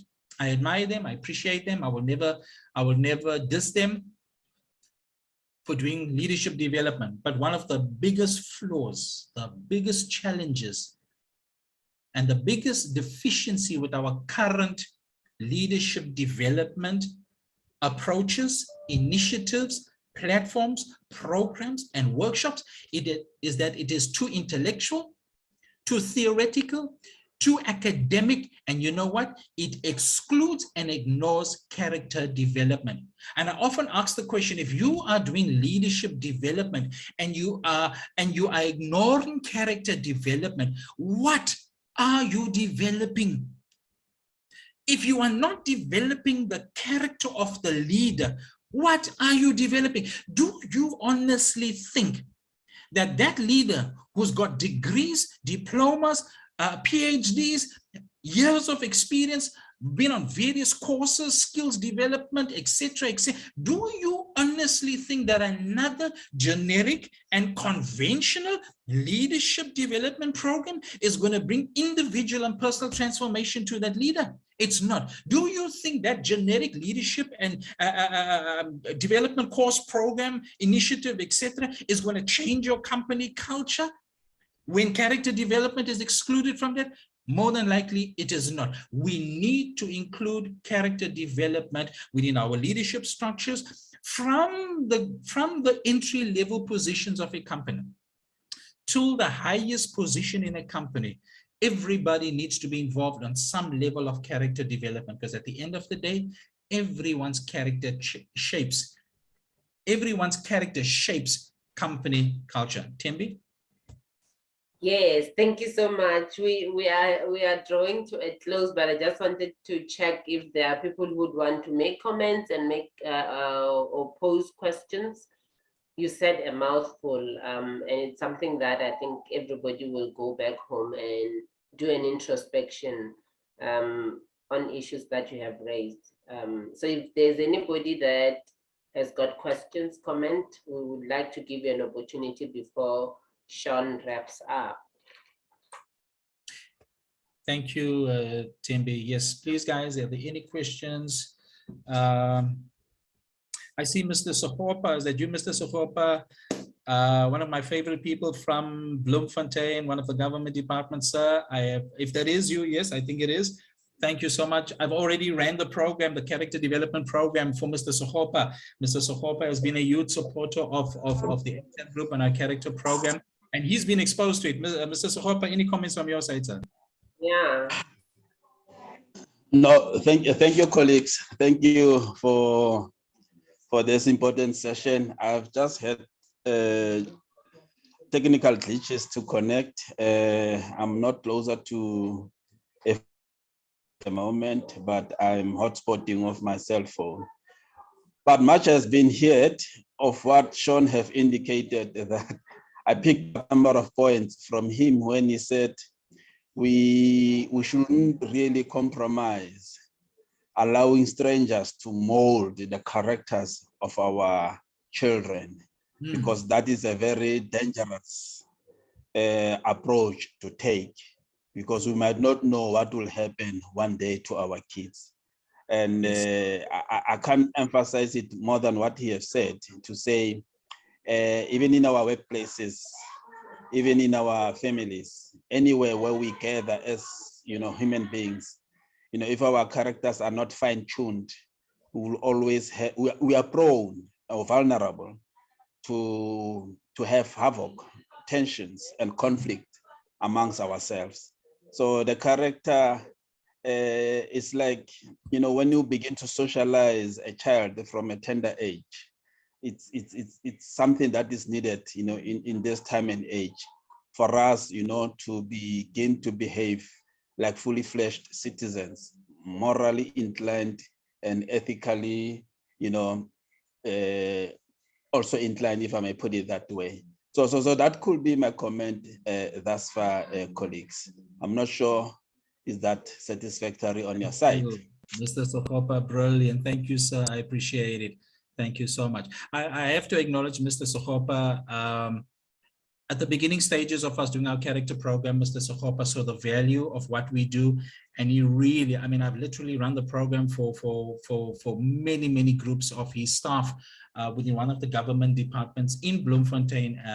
And so I've been so privileged to do that. So thank you, sir, for being part of this session today. Any other comments from anyone? Connie, I know you've been part of one or two of my sessions as well. And I know that we have plans also. Not to give too much of details away of our plans for character development, again in Bloemfontein, but within your area of influence as well. Yeah, yes.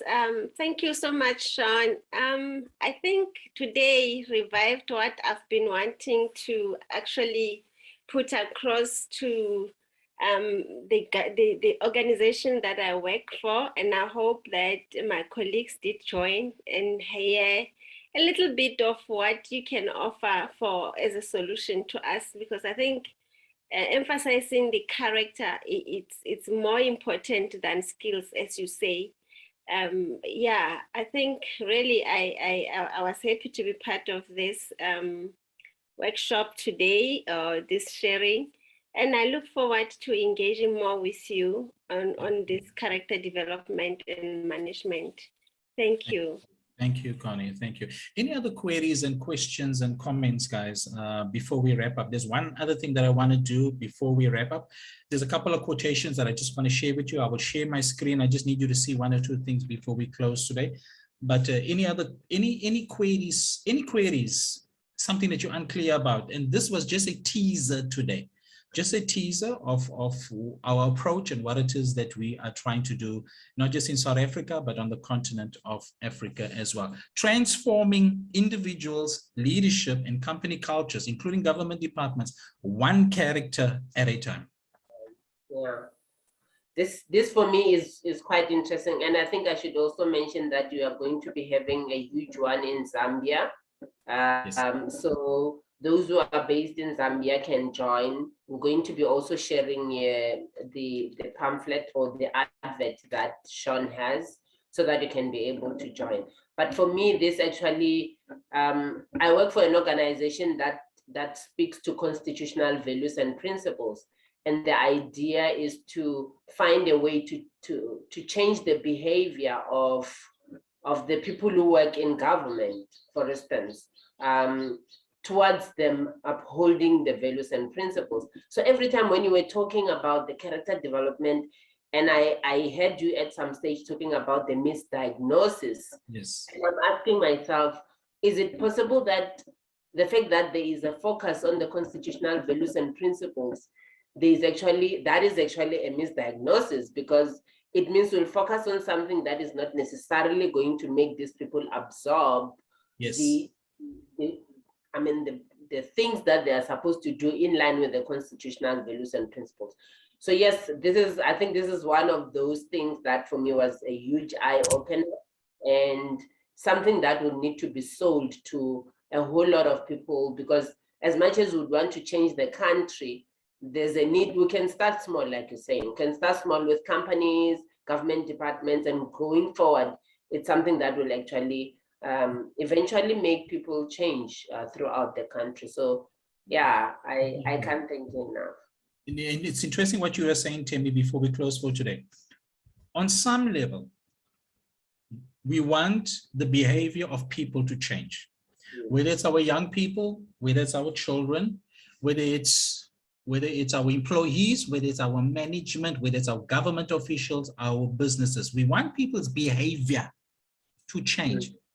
but you cannot change behavior on the level of behavior, because behavior is not the problem. As severe as the symptom is, and as painful as the symptom is in terms of bullying, abuse, victimization, corruption, mismanagement, being whatever it is, as painful and as arrogant as that is, it is not the problem.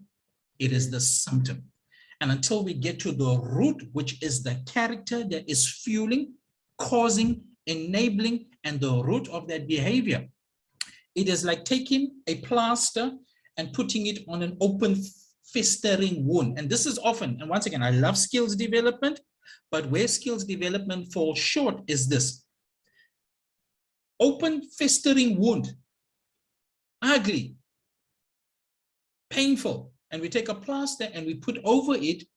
And what does the plaster do? The plaster provides temporary relief that fools us into thinking we've solved the problem, only to realize, give it a few days or a couple of hours, and the problem persists until you get to the root of what's causing the problem. This country, Africa, will continue to be in cycles of corruption and abuse. The beautiful thing about character development is this: it is the highest form of personal development. It does not get more personal than character development. If you don't need this for your work life, you might have the most perfect company culture, manager, and whatever the case may be, absolutely fine. But because character governs your behavior, everywhere you go, how you relate to life, circumstances, situations, issues, people in life, how you respond to it is a reflection of your character. And so we use this means and effort to empower people with how to behave, how to react, how to relate to life in general. And yes, we do, thank you for mentioning that, Thembi. Because of the impact of our character development approach in South Africa, we have been invited to Zambia next month to present our character development, a leadership character development summit. All right, so please connect with me. If you want to come, you're welcome to come. I've got the information, registration forms, pamphlet that I could forward to you. Loisa is here from Zambia. Thank you so much. I appreciate you being here. Anyone in Africa is welcome to attend, especially those in Zambia. Please, this is going to be an amazing opportunity. The momentum has been created. You know, there's a good book that says, do not despise the day of small beginnings. And so do not despise the impact that a change in an individual's character can have on his family or her family, in the community, in society, and even in our culture and in our country as a whole. Like in closing, as you're going to now give us your last comment, you said something that actually hit me when you said having the people who are currently leading us, but are not, portraying a good character, is actually sort of we are rubber stamping the fact that, not necessarily rubber stamping, it's like we are reproducing without realizing the same people who are going to do that. And it actually gave me sort of a picture of the so-called youth leagues and the young people who are currently being empowered through entrepreneurship or tenderpreneurship.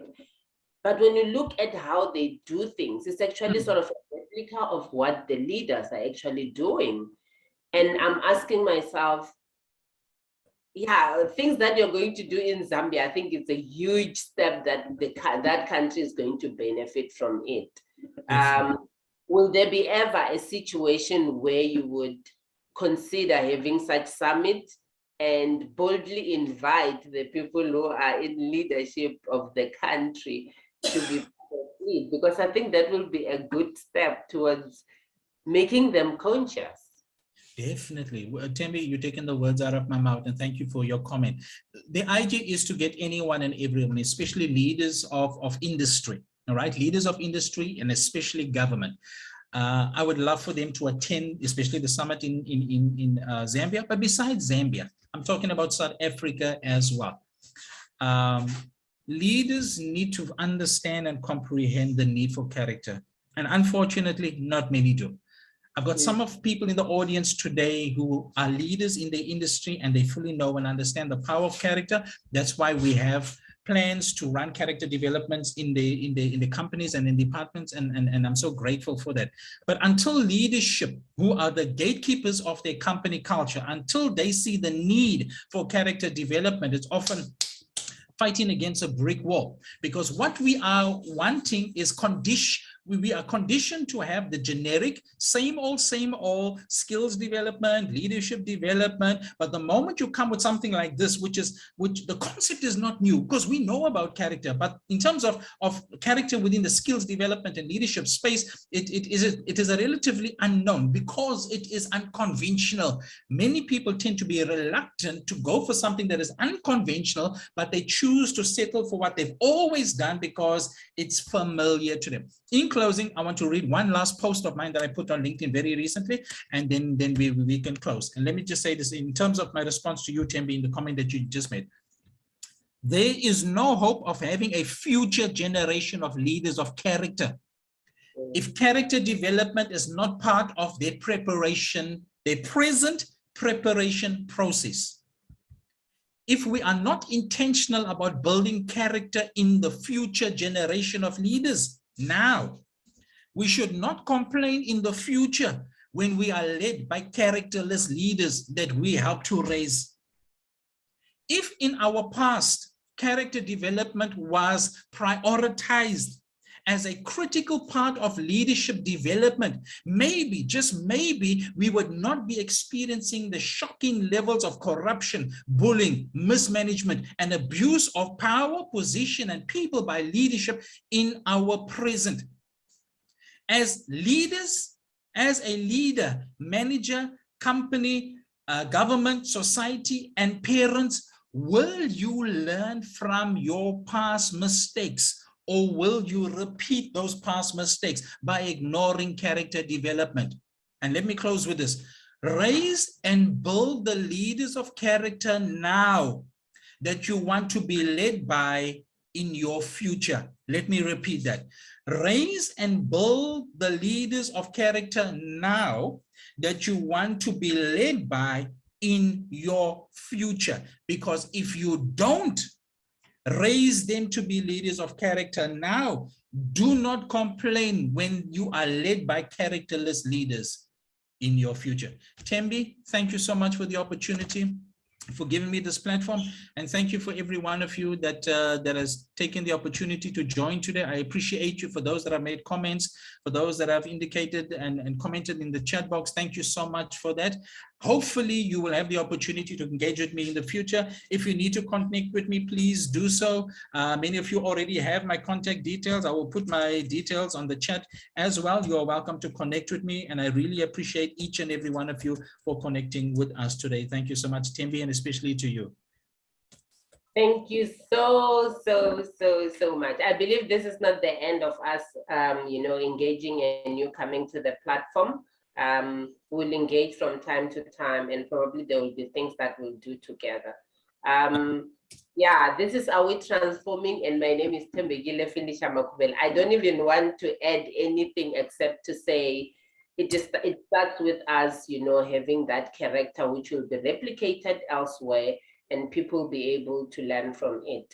And I think even in our homes, as he was saying, I'm definitely going to start changing some of the things that probably I was doing, which may not be shaping my son towards being a man that would, realize that this is a man of character. So thank you so much to everybody. You can find us on LinkedIn. We are We Transforming, and then on YouTube we are We Transforming with Tembegile Findisha Makubele. And then on Facebook, we are We Transforming. There's quite a number of videos that you can get there. You can leave your comment and subscribe. We are definitely going to upload this one on Tuesday next week. And we're going to share also with Shawn so that he can share with his contact. But thank you so very much for making time. Can I just give my email address? Shawn at ATAP Group, Shawn at ATAP Group. .co.za, Shawn at atapgroup.co.za. And my contact number is 082-662-1853. And on Facebook at ATAP Group. And I'm on LinkedIn as well. Just check out my name, Shawn Naidu. And if you need more information and you would love to have this in your company, your department, even in your home, please feel free to reach out to me. Yes. And we can also help you to link up with Shawn. Our email address is aretransforming@gmail.com. We can set up an introductory meeting for you to engage with him and then find ways to collaborate or find ways for him to come to your company and do what he does best, which is character development. But we will be able to assist if you're not in a position to get him through the channels. And the Naidu is not the NADOO, it's NIDU. NIDU, yes, thank you for that, TMB. I'm the special kind of Naidu. Yeah, it's a different one. But thank you so much. We have come to the end of the session. We really appreciate that you have made time. And please join us next time on the same platform every Saturday at 4 o'clock. Next week we'll be hosting, what is his name? Geez, I've forgotten his name, but it's some politician from the ANC, which we are asking a question, why is it that those who have been activists are given priority in every area in the process, robbing citizens an opportunity to participate in the development of the country, either in Africa or South Africa. So you can join us if you feel you want to be part of it. But thank you so much, Shawn. I really appreciate it. Thank you, TMB. Thank you, everyone. Have a good day further.